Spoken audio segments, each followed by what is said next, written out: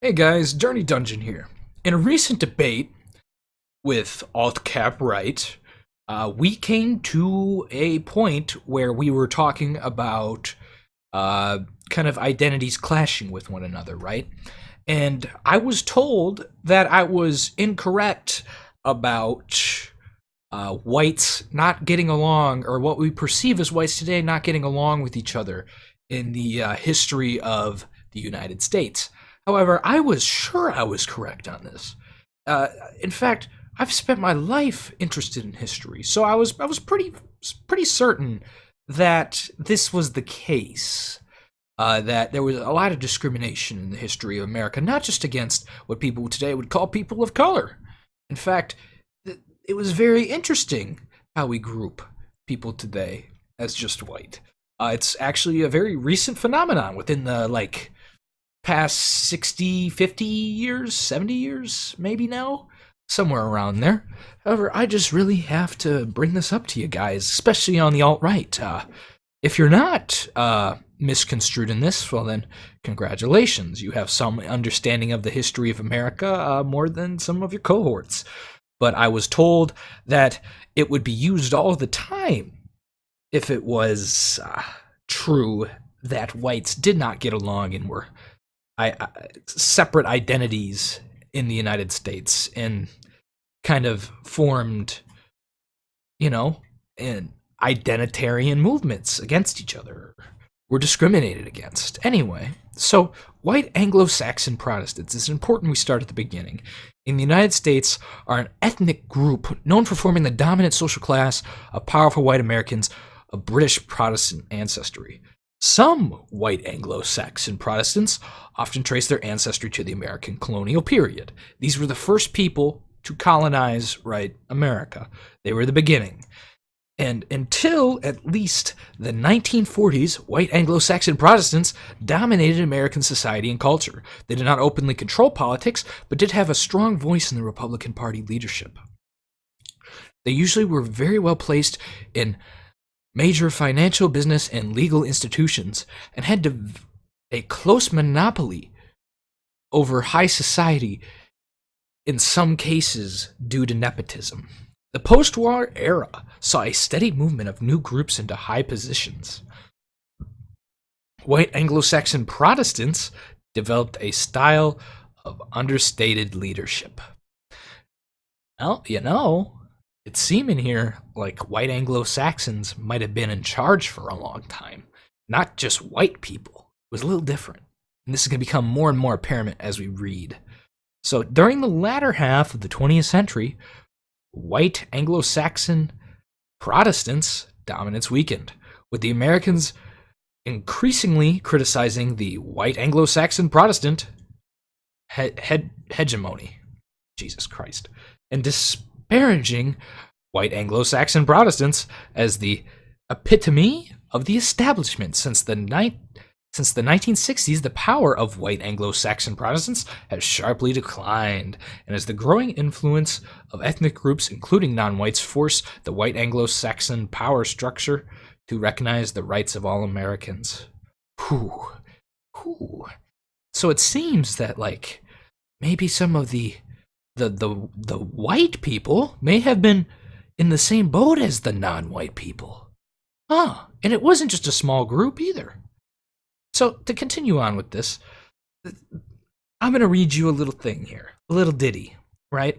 One, I'd like to bring up that the first, now this is crazy. So, white ethnic is a term used to refer to the white Americans who are not of old stock or white Anglo-Saxon Protestant, right? That's what white ethnic means today. Now, you know who the first white ethnic president was? Well, turns out it was JFK. The election of John F. Kennedy as president in 1960 was the first time that a white ethnic Irish Catholic was elected president. However, it was not the first time that a white ethnic was nominated for president. In the 1960s and 70s, several ethnic organizations were more vocal in promoting white ethnic culture. He was the first white ethnic president, JFK, in the 1960s. Huh. That's not very long ago. Oh, it's not. It's nowhere near the birth of our nation.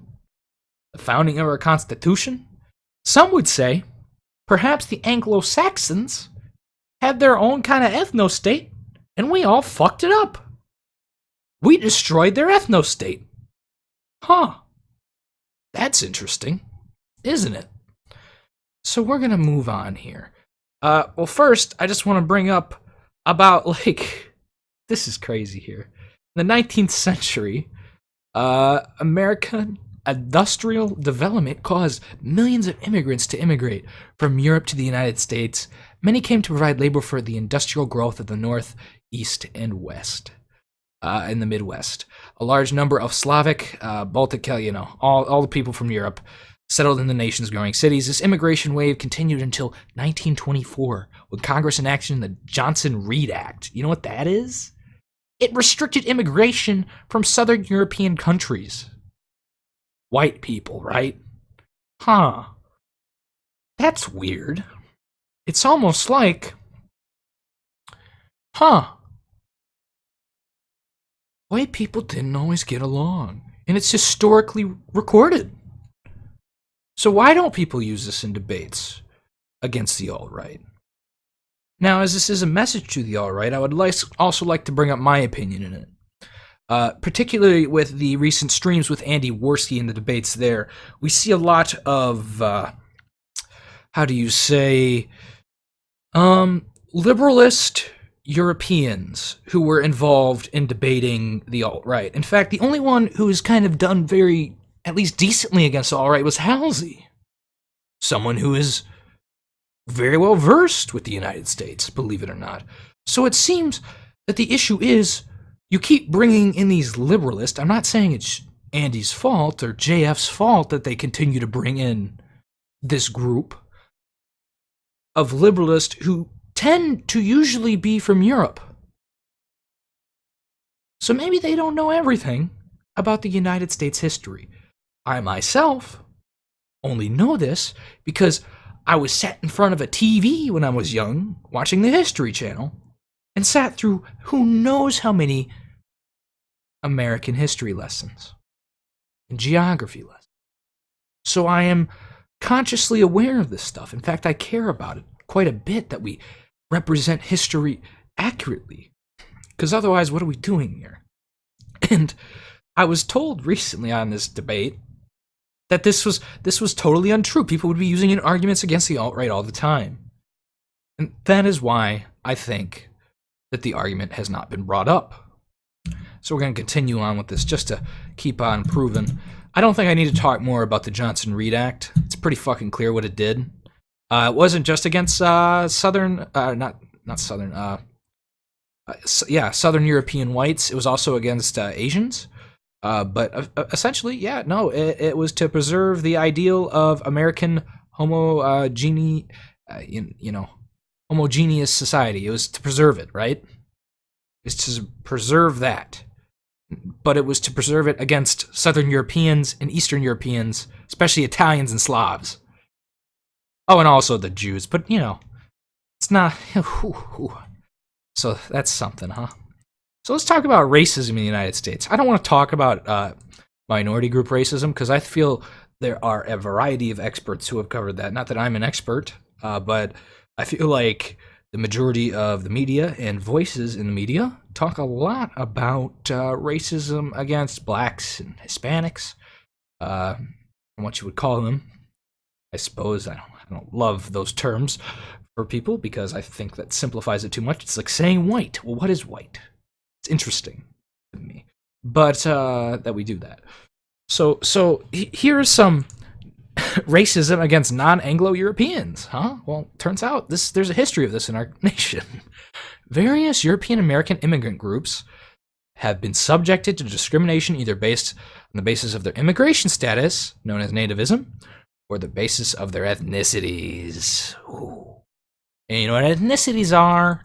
They're just a subset, right? Although that's not entirely true because they started before white, of Caucasian, right? these people who have Caucasian skin, right? They're all different races. Belgium's a different race according to race realism. All those different ethnicities are different races. It turns out we were tribal against them and mean to them. Well, how could we be? I thought all white people were always on the same page. Well, no. If the history of Europe doesn't show you that, then let this do it. In the 19th century, this was particularly true of anti-Irish prejudice. I just so happen to be Irish as well as Belgian, so this would affect me, which was partly anti-Catholic sentiment, partly anti-Irish as an ethnicity. This was especially true for Irish Catholics who immigrated to the U.S. in the mid-19th century. Just pointing that out there. Just pointing that out. The large number of Irish, both Catholic and Protestant, who settled in America in the 18th century, had largely, but not entirely, escaped such a discrimination and eventually blended into the American white population.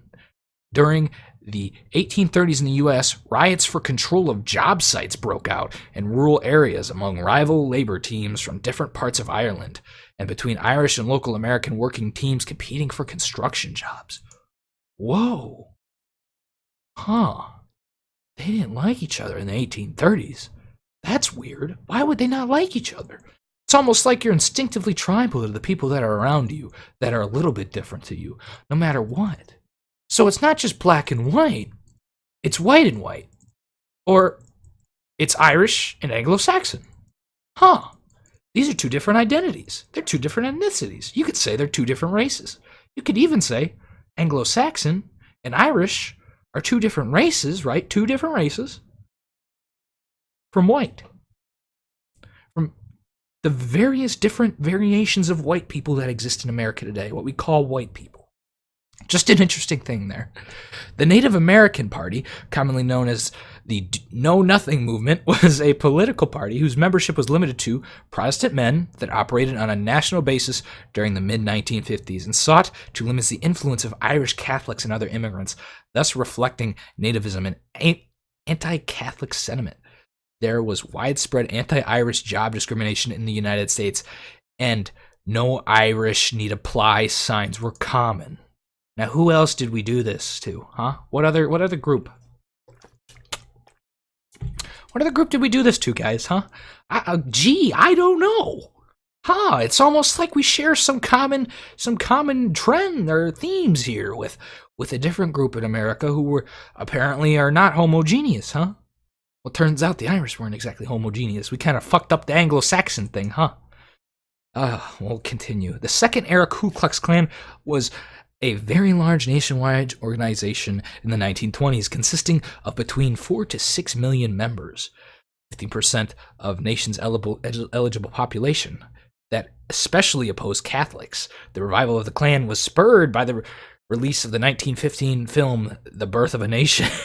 In the second, third incarnations of the Ku Klux Klan made frequent references to America's Anglo-Saxon blood. It's almost like the people who were talking about this before, right?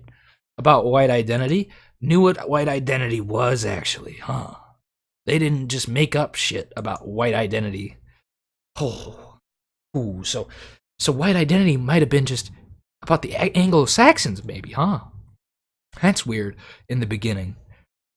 Huh. Weird. Very weird, huh? Who ever talked about this before in the alt-right or debating them? I don't know. I haven't seen it very much. If you have, then good, because it's important. It's very important. Anyway, we'll continue on.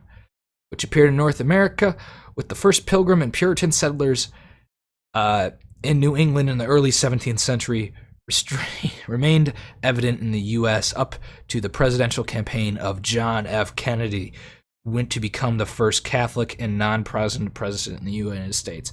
Now, I don't think you can make the argument from the alt-right that this is just religious. Just saying, because I've heard before that it's not just religious differences between us in the United States from the alt-right that's causing this. So what is it then? What's going on here? It's kind of weird, huh?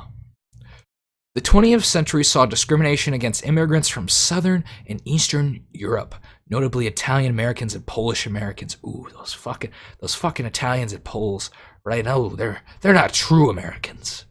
Partly from anti-Catholic sentiment, as well as discrimination against the Irish Americans, and partly from Nordicism, which considered all non-Germanic immigrants as racially inferior. Uh-oh. We're fucked. I gotta leave the United States now, guys. I'm not of, oh, maybe I am. I think I got a little English in me, maybe, just a tiny bit. So maybe I'm cool, just like some of the Jewish people with, mostly white ancestry who identify as white can stay. Maybe I'm cool too with the Anglo-Saxon ethno-state, or the Nordicism-based ethno-state. An advocate for U.S. immigration laws that favored Northern Europeans, the Klansman Lothrop Stoddard. Oh my God, that's like a D&D name. Jesus Christ, go play your Dungeons and Dragons, Lothrop. Wrote primarily on alleged dangers posed by colored people to white civilization with his most famous book, The Rising Tide of Color Against White World Supremacy in 1920. Nordicism led to the reduction in Southern European, along with Slavic, Eastern European, and Russian immigrants in the national origins formula of the Emergency Quota Act of 1921 and the Immigration Act of 1924, whose goals was to maintain the status quo distribution of ethnicity by limiting immigration of non-Northern Europeans, according to the U.S. Department of State. It seems like our homogeneous society always tried to preserve itself. It's like this is a part of history. We're always trying to preserve the homogeneous society, but somehow we're still sticking through it, guys. I wonder why. I wonder, we're like this multicultural white society that was forming throughout this time, right? When the people were not exactly segregated, right? Like the whites started forming in, and eventually they assimilated, and things got better, right? Until this other group came in, and eventually they're assimilating into the culture, and then it kind of leads to more multiculturalism, and then all the groups are together, and they're less in conflict because they identify each other. It's almost like this is a process that happens over time, right? Like, it's weird. It's like almost like most of us, right, with like mixed European ancestry, got through a kind of like homogeneous society, right? And we went through it, and things aren't necessarily worse right now, right? We're in kind of like a great world right now. We're living in the best world there's ever been. That's kind of weird. If multiculturalism is so bad, we should be fucked by now. We're fucking the mutts of society. We're the most multicultural nation in the fucking world. Jesus. We should be a trash bin. So, we'll continue here. I'm going to get past this Klux Klan stuff because it just goes into this guy's book. I was just talking about his German stuff and something about Nazis and the idea of I think I read that, homogeneity or whatever. There's also discrimination against German Americans and Italian Americans due to Germany and Italy being enemy countries during World War I. So this turns out when we also identify with America and then we see like Germans in our country when we're at war with somebody, we'll get into conflict with them. So if we ever go to war, right, and you have ancestry with the country we're at war with, be fucking careful, guys. Because that is something that happens. My God, we see that in almost every war the United States has been in. We start putting people in fucking camps and shit, dog. We start getting real worried, or calling them fucking Russian spies and shit like that. That happens a lot in the United States society. Although we seem to get past it and then not care anymore, because I don't think people are going around saying the Germans are working against us, are they? I thought they're whites too at this point, right? Okay, so let's keep going. So the Justice Department attempted to prepare a list of all German aliens, counting approximately 480,000 of them, more than 4,000 of whom were imprisoned in the 1917 into 18. The allegations included spying for Germany or endorsing the German war effort. So this is just more, this is off the point, but it's also important because it shows when we're at war with someone, we also kind of go tribal against them more than anything. So if we ever go to war in this ethno-state society of white people and you have the ancestry of the country we're at war with, if we ever go to war with Russia, right, or Europe, be fucking careful because they're not going to consider you white anymore. This is almost guaranteed. We see this a lot. A fucking lot. With everybody who we've ever been at war with the United States, we tend to get kind of concerned about them being in our country. In fact, a lot of the times we put them into camps. So that's just something to think about, you know. But who cares?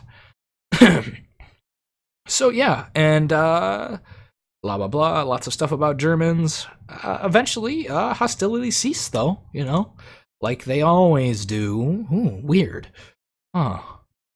Especially in the United States, where it's a multicultural society, things kind of stop after a while. But I thought, I don't know.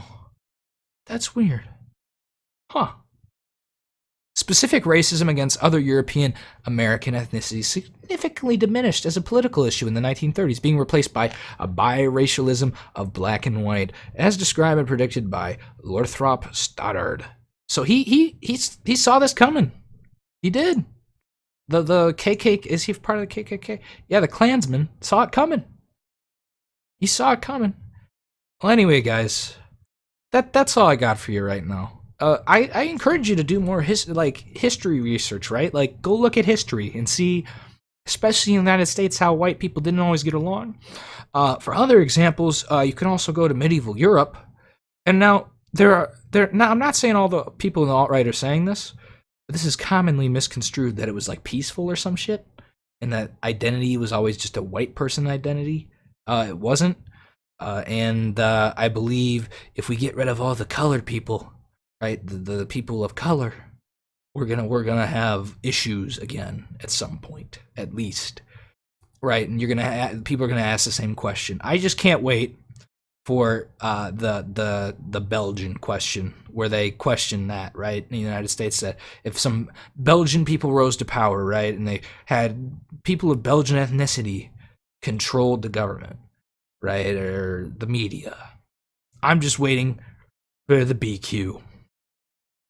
And now, if you don't know what that is in reference to, I encourage you to go look up the alt-right's platform of the JQ.